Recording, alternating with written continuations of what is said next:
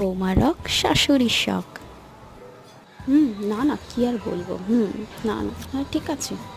বৌমা, তোমার সাথে কিছু দরকারি কথা ছিল, একটু কথা বলবো। হ্যাঁ, 1 মিনিট। হ্যাঁ মা, বলুন, কি বলবেন?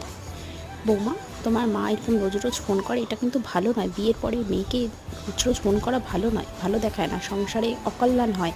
এটা তোমার মাকে বলো। হ্যাঁ মা, তোমাকে না আমি একটু পরে ফোন করছি। মা, আমার না এই ব্যাপারে আপনার সাথে কিছু দরকারি কথা ছিল। হ্যাঁ বৌমা, বলো, কি বলবে?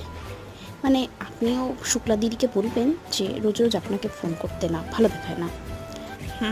বৌমা, সাহস হচ্ছে তোমার।